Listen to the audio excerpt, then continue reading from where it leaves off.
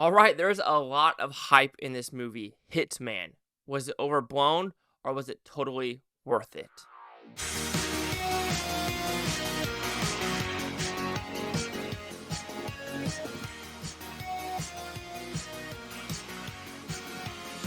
Chase Lee Hockey here with the Blue Futon reviewing Hitman. What's about? Pretty simple premise. This is based off the true story of Gary Johnson, who is a teacher, but then in his, I wouldn't say in his second life, but in his part-time job, he helps the cops playing a hitman and getting all these people in jail for entrapment, etc., or wanting to kill other people. But there's one girl now who he's like, you know what? Keep the money, get a divorce. But does things go sideways with her?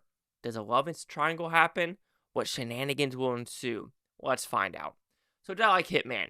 Yeah, it was a fun little movie. But I'll say one thing. If I'm comparing this to a movie that kind of Richard Linklater did in the past with Jack Black called Bernie, I'm preferring Bernie, I think, every time over Hitman. Not because, Hitman's a horrible film, but there is enough similarities to Bernie and Hitman, in my opinion, that I think as an overall movie going experience, I did enjoy Bernie better. But that doesn't mean Hitman is a fun, cute movie. A lot of people, though, are saying it's laugh out loud funny. I didn't get the laugh out loud elements to it. Maybe it's just my type of humor. I mean, yeah, I thought it was fun, but there's difference between fun and funny, in my opinion. And this one was just overall fun. So we talk about the pauses, the chemistry between the two leads, Glen Powell, and I'm not going to act like I know how to say her name. I would just butcher it. So I'm sorry, miss. I'm sorry. You just know when their eyes lock, there's going to be chemistry, and it completely works. I think the supporting cast also works extremely well. The shady cop, if you want to put it, Jasper, he is in a lot of other Richard Linklater movies. His first one was Everyone Wants Some. Same with Glen Powell. That's the first time they probably also met as well with working with Richard Linklater. So that's very interesting. Also with Glen Powell, just fun fact, he just moved from LA to Texas because of Matthew McConaughey. So is there a triangle happening between Richard Linklater, because he's also from Texas, Austin, Matthew McConaughey, Texas, Austin, now Glen Powell, Texas, Austin? Interesting. Is anything going to happen between the three with a good movie? I don't know. Now that's a conspiracy. The movie itself, Richard Linklater, all of his movies look the same. And that's not, okay, that's a complete lie, Chase. Scanner Darkly didn't look like that. Then you have School of Rock, then you have Bad News Bears, and you have this, then you have Apollo 11 and a half. So that's a stupid remark. But this does look like Bernie of how it's shot, filmed, and look, in that type of like dry, quirky humor. So you really didn't dig that. I won't lie though, with all the hype going into it, I was expecting like a gut punch of laughter, a gut punch of emotion, and just a gut punch of just freaking like, oh yeah. And I didn't really get that. I got it, oh yeah, type of thing. And I know it's like, oh yeah. I got it, oh yeah. Which that's like, what the fuck are you talking about? But it's more of like I don't know. I don't know what I was expecting from this movie when I think about it. When Glen Powell plays the different hitmen, I truly dug it, and I thought it was fun. But something about the storyline, the love interest storyline of what it was going to be, it felt a little long. Force is not the right word, but it felt the pacing. I felt the pacing keep going and going. Like, did we really need him going to the house every time to be like the flight attendant scene? And every time he goes to the house, sex, sex, sex. Like, sure, I understand they want to show the chemistry, but at a point, let's get the movie going. Because, yes, I know that they're in love. I know they're going to have one-night stands. I know they're going to, like, have sexual desires. But at a point, I kind of want to see where the story is going. Because we do cut between him being, Ron, which is the person the girl knows, Gary, and then Gary, with his job at the college.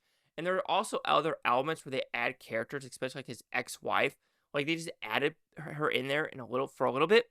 And I was thinking they're going to expand on her, but they don't. So I was like, okay, why add her? Maybe they wanted to add her just to prove that he's such a nice, lovable guy, and he doesn't hold grudges, and he's very vanilla, whatever you want to call it. So you could put it that way. But there were some characters where I was like, okay, are we not going to flesh those people out? And then we don't. Overall, the ending. I really think the ending is fun, even though that is where Richard Linklater even put in the credits that this is where they kind of lied, where they were really far-fetched. Of course, other far-fetched elements of like where he did community college versus where he's teaching, etc., etc. So you know what I mean. Hollywood takes their liberties when they have to. But overall, it's a Richard Linklater film. If you've seen any of his films, you know what you're getting yourself into. It's a fun rom-com. I found it fun, not that funny though, and I do think the ending is just, it's fun. What I'm going to say? It's a fun movie, and go into it thinking, yes, thumbs up, funness. But it's something I could watch with my mom. Probably not, because I just don't want. I don't like watching sex scenes with my parents. Okay, is that weird? Yes. No, it's not weird. No. If you like watching sex scenes with your parents, you're the weird one. Shut up, Chase. So Hitman will receive a 4 out of 5 with Futons, which equals at 80%. So let's see the critics' news scores gave this one. Critics rated 97% with 205 of them. Audience scored 95% with fewer than 50. Critic consensus: a deceptively dark thriller that also loads with laughs. Hitman is an outstanding showcase for leading man Glen Powell, and one of the most purely entertaining films of Richard Linklater's career. Thriller. This is not a thriller either.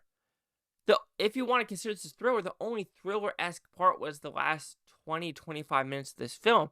That really wasn't thriller-esque.